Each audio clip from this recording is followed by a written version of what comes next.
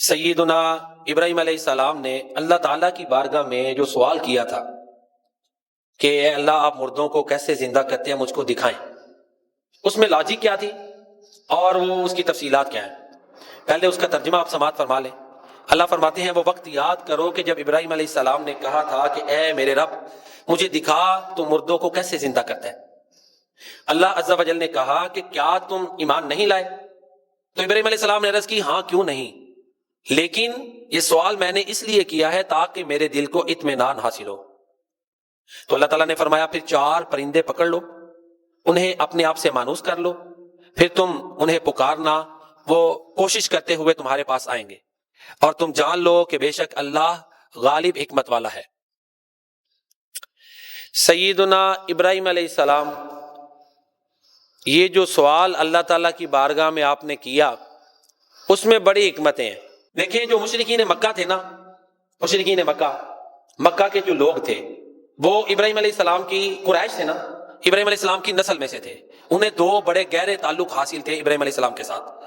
ایک تو یہ تھا کہ وہ ان کی نسل میں سے تھے، ان کی اولاد تھے، اور دوسرا یہ تھا کہ وہ یہ دعویٰ کرتے تھے، ان کا یہ دعویٰ تھا کہ ہم ابراہیم علیہ السلام کے پیروکار ہیں، ہم ان کے دین پر ہیں۔ یہ 2 چیزیں ہونے کے باوجود ان میں کئی غلطیاں تھیں اور کئی ایسی چیزیں تھیں کہ جو ابراہیم علیہ السلام کی تعلیم سے ہٹ کر تھیں، بلکہ ابراہیم علیہ السلام کی تعلیمات کو چھوڑ کر اگر کوئی ان چیزوں کو اپنا لے جو انہوں نے اپنائی ہوئی تھی تو وہ کفر تھی۔ مثال کے طور پہ مشرکین مکہ کا یہ ایمان تھا کہ مرنے کے بعد دوبارہ زندہ نہیں ہونا۔ سورہ یاسین میں باقاعدہ موجود ہے، آخری رکوع میں اللہ فرماتے ہیں کیا انسان نے نہیں دیکھا کہ ہم نے اسے ایک نطفہ سے پیدا کیا پھر وہ بڑا جھگڑالو بن گیا؟ اولم یر الانسان انا خلقناہ من نطفۃ فاذا هو خصیم مبین وضرب لنا مثلا ونسی خلقہ، ہمارے لیے مثالیں بیان کرتا ہے اور اپنی پیدائش کو بھول گیا۔ یہ کہتا ہے کہ کون ان بوسیدہ ہڈیوں کو زندہ کرے گا؟ سوال کیا، قال من یحیی العظام وہی رمیم، ان بوسیدہ ہڈیوں کو کون زندہ کرے گا؟ اے پیغمبر آپ کہہ دو کہ ان کو وہ زندہ کرے گا جس نے ان کو پہلی مرتبہ پیدا کیا تھا، اور وہ ہر چیز کی پیدائش کو خوب جاننے والا ہے۔ اس کی جو تفسیر ہے نا، وہ ایک کافر آیا، ایک بڑی پرانی سی ہڈی تھی، اس کو اس نے ایسے چورا چورا کر کے بالکل جیسے بورا نہیں ہوتا ڈسٹ بنا دیا، ایسے پھونک ماری اڑائی، کہتا ہے کون ان کو زندہ کرے گا؟ انکار تھا۔ شاہ ولی اللہ رحمۃ اللہ علیہ ہماری بر صغیر کی بہت بڑی ایک شخصیت گزرے، شاہ ولی اللہ رحمۃ اللہ علیہ، یہ اردو میں ترجمے جو نا قرآن کریم کے سب سے پہلے انہی کی اولاد میں سے کیے، انہوں نے سب سے پہلے خود فارسی میں ترجمہ کیا تھا، ٹھیک ہے، اور لوگوں نے فتوے لگا دیے، لو جی اس نے تو اللہ کی لانگ کو ڈال دیا ہے، قتل کے فتوے لگ گئے۔ ان کے بیٹے ہیں 2، انہوں نے سب سے پہلے اردو میں ترجمہ کیا، جتنے ہیں ان سے استفادہ کرتے ہیں پھر آگے چلتے ہیں، پہلی دفعہ کام مشکل ہوتا ہے۔ شاہ ولی اللہ رحمۃ اللہ انہوں نے ایک کتاب لکھی ہے قرآن کریم کو سمجھنے کے بارے میں، جسے کہتے ہیں اصول تفسیر، الفوز الکبیر فی اصول تفسیر۔ یہ کتاب ان کی چھوٹی سی ہے، ایم اے اسلامیہ جو پنجاب یونیورسٹی کا ہے نا، ایم اے اسلامیات اس کے نصاب میں شامل ہے۔ جب میں نے کیا، میں نے 2003 میں ایم اے اسلامیہ کیا تھا پنجاب سے، ایم اے عربی کے نصاب میں بھی شامل ہے پنجاب کے، اور پھر ہمارے 2 درس نظامی 8 سالہ کورس ہے، اور اس کے علاوہ ہمارا ایک کورس ہوتا ہے وفاق المدارس کا، ٹھیک ہے، جو ایم اے عربی اور اسلامیات کے برابر فیصل آباد، ان دونوں کے نصاب میں شامل ہے۔ یہاں سے پتہ چلتا ہے کتنی اہم کتاب ہے، نصابوں میں شامل۔ اس میں انہوں نے لکھا ہے کہ یہ جو مکہ کے مشرکین تھے نا، ان کا آخرت پر ایمان نہیں رکھتے تھے، آسان لفظوں میں دوبارہ زندہ ہونا ہے، حساب کتاب ہونا ہے، جنت میں جانا ہے، نیک لوگوں نے جنت میں، برے لوگوں نے دوزخ میں، عقیدہ آخرت جس کو ہم کہتے ہیں، اس کو نہیں مانتے تھے، ٹھیک ہے۔ اب اس چیز کو سمجھے قرآن کی کہ ابراہیم علیہ السلام کا یہ جو سوال کہ اے اللہ تو مردوں کو کیسے زندہ کرتا ہے، یہ مشرکین مکہ کو سمجھانے کے لیے بڑا اہم تھا، ٹھیک ہے، ویسے تو عام بندوں کے لیے بھی ہے کہ تم اپنے آپ کو ابراہیم علیہ السلام کی اولاد میں سے کہتے ہو، تو اولاد کی زیادہ ذمہ داری ہوتی ہے کہ باپ کے دین کو، یہ بھی ہمارے یہاں ہوتا ہے کہ نہیں جی میرے باپ والد یہ کرتے تھے میں کرنا ہوتا ہے۔ انہیں یہ سمجھایا گیا کہ ابراہیم علیہ السلام تمہارے والد ہیں، تو ان کا تو یہ عقیدہ تھا کہ وہ عقیدہ آخرت کے بارے میں سوال کیا، یہ واقعہ موجود ہے، تم عقیدہ آخرت کو مانتے نہیں، انڈائریکٹ انہیں سمجھایا گیا۔ یہ اس میں بہت بڑی لاجک ہے، ویسے تو سادہ سا بس یہ سوال ہے، لیکن اس کے پیچھے جو وزڈم ہے نا، اس کے پیچھے جو لاجک ہے، جو حکمت ہے وہ یہ۔ اب وہ جو ان کا سوال جواب ہے قرآن جو اللہ نے بنا دیا وہ سنیں۔ اللہ فرماتے ہیں وَإِذْ قَالَ إِبْرَاهِيمُ رَبِّ أَرِنِي كَيْفَ تُحْيِي الْمَوْتَىٰ، وہ وقت یاد کرو کہ جب ابراہیم علیہ السلام نے کہا اے میرے رب مجھے دکھاؤ آپ مردوں کو کیسے زندہ کرتے ہو، پریکٹیکل دکھاؤ۔ اچھا، اللہ اکبر۔ اب اس سوال سے کئی سوال جنم لیتے ہیں، ان سب سوالوں کو جو ہے نا اللہ تعالیٰ نے ایک سوال ابراہیم علیہ السلام سے کر کے ختم کر دیا۔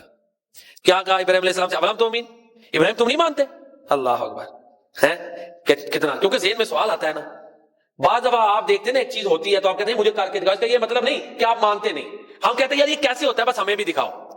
یہ محبت کی بات ہے، انکار ضروری نہیں ہوتا، اس میں ایک اللہ کی قدرت، اس کا کرشمہ دیکھنا ہے۔ ابراہیم علیہ السلام سے جب اللہ تعالیٰ نے پوچھا کہ کیا تم نہیں مانتے کہ میں دوبارہ زندہ کر سکتا ہوں، فوراً کہا قال بلا، ہاں یا اللہ میرا ایمان ہے، میں مانتا ہوں، ولکن لیطمئن قلبی، لیکن میرے دل کو مزید اطمینان بھی ہو۔ کہ پریکٹیکل دیکھو، پہلے بھی اطمینان ہے، مزید پریکٹیکل دیکھ کے اطمینان ہو۔ اب اللہ تعالیٰ نے، دیکھیں یہ محبت کی باتیں ہیں، ابراہیم علیہ السلام کی ڈیمانڈ کو پورا کر دیا ہے۔ اللہ اکبر۔ تو اللہ تعالیٰ نے فرمایا فخذ اربعۃ من الطیر، اے ابراہیم 4 پرندے پکڑ لو۔ بعض لوگوں نے پرندوں کے نام ذکر کیے ہیں، قرآن نے کوئی نہیں ذکر کیے، نام ذکر کرنے کی ضرورت ہی نہیں، جو اصل چیز ہے قرآن کی وہ سمجھیں۔ اصل چیز تھی کہ جو ابراہیم علیہ السلام کی اولاد تھی ان کو سمجھانا تھا، قیامت تک سارے مسلمانوں کو سمجھانا تھا کہ سب کہتے ہیں، دیکھیں جو بھی الہامی دین کو مانتا ہے نا، الہامی دین کہ جو نبیوں پہ دین اترا ہے، خواہ وہ عیسائی ہیں، یہودی ہیں، مسلمان، جو بھی الہامی دین کے ماننے والے ہیں، ٹھیک ہے، یہ یہودی ہو گئے، عیسائی ہو گیا، مسلمان ہو گئے، حضرت داؤد کے ماننے والے، یہ الہامی دینوں کو مانتے ہیں۔ باقی دوسرے جو ہے نا وہ الہامی دینوں کو نہیں مانتے، جو اللہ کی طرف سے اترے۔ یہ سارے دین اللہ کی طرف سے اترے، کچھ منسوخ ہو گئے، کچھ کی حالت بدل گئی، اسلام اصلی حالت میں ایسے ہی ہے نا۔ پہلے دین ختم ہو گئے جب ہمارے پیارے نبی صلی اللہ علیہ وسلم آ گئے، پہلے دین ان کا ختم، اب ہمارے پیارے نبی صلی اللہ علیہ وسلم کا دین اور تعلیمات چلنی ہے۔ پہلے دین اصلی حالت میں محفوظ نہیں، یہ دین محفوظ ہے، بس یہی ہے، باقی ہے تو سارے اللہ کی طرف سے نا۔ باقی دوسرے جو دیان ہے نا، یہ بدھ مت ہو گئے، دوسرے چیزیں جیسے چائنا، رشیا، یہ وہ، یہ نہیں مانتے ان دینوں کو، ان کے اور انسانوں کے بنائے ہوئے ہیں ان کے مذہب۔ تو الہامی دینوں والے جتنے بھی ہیں وہ ابراہیم علیہ السلام کو واقعی اپنا امام، پیشوا، لیڈر مانتے ہیں۔ عیسائی بھی مانتے ہیں، یہودی بھی اور مسلمان بھی۔ دیکھیں نا نماز میں جو ہم درود پڑھتے ہیں اسے کیا کہتے ہیں؟ درود ابراہیمی، درود ابراہیم، اس کے بغیر نماز نہیں۔ کتنی اہمیت ہے کہ جو پیارے نبی صلی اللہ علیہ وسلم پر ہم درود بھیجتے ہیں اس کی نسبت ابراہیم علیہ السلام سے جڑی ہوئی ہے۔ اس سے عظمت دیکھ لیں۔ سمجھانا یہ تھا کہ جب تم کہتے ہو ہم ابراہیم علیہ السلام کے ماننے والے ہیں تو وہ تو عقیدہ آخرت کو ماننے والے تھے، قرآن نے انڈورس کر دیا۔ جب انہوں نے کہا کہ ہاں میں مانتا ہوں تو اس کا مطلب ہے اللہ تعالیٰ نے ان کے جواب کو قبول کیا کہ واقعی وہ مانتے تھے۔ اور ابراہیم نبی سب سے زیادہ سچے ہوتے ہیں، انبیاء سب سے زیادہ سچے۔ جو ابراہیم علیہ السلام نے کہہ دیا کہ یا اللہ میں تو مانتا ہوں آپ دوبارہ زندہ کرنے والے ہیں، تو اس کا مطلب ہے کہ ان کا یہ ایمان تھا، اب اس میں شک کی گنجائش نہیں۔ نبی کی بات پر شک نہیں کیا جا سکتا، کرنا ہے تو خود ہی مرنا ہے، اپنا ایمان ہی برباد کرنا ہے، سادہ لفظوں میں اپنے آپ کو تباہ کرنا ہے، کیونکہ انبیاء اللہ کی مرضی کے بغیر نہیں بولتے۔ ہمارے پیارے نبی صلی اللہ علیہ وسلم کے بارے میں ہمارا یہ عقیدہ ہے کہ آپ جو بھی گفتگو فرماتے تھے وہ وہی ہوتی تھی، وہ سب سے بڑی سچائی ہوتی تھی اور ہے، اور قیامت تلک کے عبدالآباد کے لیے ہے۔ جو بھی آپ کی زبان سے نکلا وہ زبان نبوت سے نکلا ہے۔ اچھا اللہ تعالیٰ نے کہا ٹھیک ہے 4 پرندے پکڑ لو، دیکھنا ہے کیسے زندہ کرتے ہیں، دکھا دیتے ہیں۔ اللہ تعالیٰ نے کہا 4 پرندے لے لو، فَسُرْهُنَّ إِلَيْكَ، کچھ نے کہا کہ ان کو ٹکڑے ٹکڑے کرو، کچھ نے کہا اپنے آپ سے مانوس کرو، اور ٹکڑے ٹکڑے کر کے پھر اللہ تعالیٰ نے ثُمَّ اجْعَلْ عَلَىٰ كُلِّ جَبَلٍ مِّنْهُنَّ جُزْءًا، پھر ان کے تھوڑے تھوڑے ٹکڑے ہر پہاڑ پہ رکھ دو۔ یہ نہیں کہ ایک پرندہ کیا ہے تو اس کے ٹکڑے ایک پہاڑ پہ، دوسرا کیا ہے تو اس کے دوسرے پہاڑ پہ، تیسرے کے نہیں، رکھ دو، کیونکہ اب مٹی میں انسان مل چکے ہیں، لیکن جب اللہ نے دوبارہ حکم دینا اس لیے فرمایا ہر پہاڑ پہ ٹکڑے رکھو، پھر ثم ادعوہن، پھر ان کو بلانا، یاتینک سعیا، یہ تمہارے پاس آ جائیں گے۔ جب کیا تو ایسے ہوا، تو یہ عملاً جو ہے نا ایسے واقع ہو کر رہا۔ تو ابراہیم علیہ السلام نے یہ پریکٹیکل دیکھا، ٹھیک ہے۔ یقین کے 3 درجے ہوتے ہیں، ایک ہوتا ہے علم الیقین، ایک ہوتا ہے عین الیقین، ایک ہوتا ہے حق الیقین۔ سب سے اعلیٰ درجے کا یقین ہوتا ہے حق الیقین۔ مثال سے سمجھاتا ہوں، علم الیقین کیا ہے؟ فار ایگزامپل ایک بندے کو آگ کے بارے میں نہیں پتا، سمجھانے کے لیے کہ آگ جلاتی ہے، اسے ایک بندہ کہتا ہے جی آگ جلاتی ہے، ابھی اس نے دیکھا نہیں، نہ اس کا کوئی ہاتھ جلا ہے، سمجھانے کے لیے مثال آپ سمجھیں، فرض کریں کہ ایک بندے کو پتا نہیں کہ آگ جلاتی ہے، ایک بندہ آ کے اس کو کہتا ہے بھائی آگ جلاتی ہے، ٹھیک ہے، یہ ہو گیا علم الیقین۔ وہ نہیں نہ مانتا، وہ اس کے سامنے کوئی چیز آگ میں پھینکتا جل جاتی ہے، یہ ہوتا ہے عین الیقین۔ اب اس نے آنکھ سے دیکھ کے یقین کیا، پہلے سن کے یقین کیا، اب آنکھ سے، اب آپ خود وہ کوئی چیز جلاتا ہے تو یہ ہو جائے گا حق الیقین، آخری درجہ۔ اب ابراہیم علیہ السلام کو حق الیقین حاصل ہوا، خود پرندے ذبح کیے، رکھے ان کے سامنے، زندہ ہو گئے، تو یہ حق الیقین آخری درجے کا یقین یہ نبیوں کو حاصل ہوتا ہے اللہ تعالیٰ کی ذات کے بارے میں۔ اور پھر اس کے بعد اللہ فرماتے ہیں وَعْلَمْ أَنَّ اللَّهَ عَزِيزٌ حَكِيمٌ، اور جان لو کہ بے شک اللہ غالب حکمت والا ہے۔ تو اس میں سبق یہ ہے کہ میں اور آپ یہ نہ سمجھیں کہ اے جہان مٹھا تے اگلا کیس ٹھٹھا، یہ بات غلط ہے۔ اللہ نے مجھے اور آپ کو اپنی عبادت کے لیے پیدا کیا، اس واقعہ سے یہ سمجھ آ گئی ہے، ہم نے دوبارہ زندہ ہونا ہے، ذرے ذرے کا حساب کتاب ہونا ہے۔ فَمَن يَعْمَلْ مِثْقَالَ ذَرَّةٍ خَيْرًا يَرَهُ، ذرے کے برابر بھی نیکی کی ہوگی تو دیکھ لے گا، دنیا سے انسان چھپ سکتا ہے، اللہ سے نہیں۔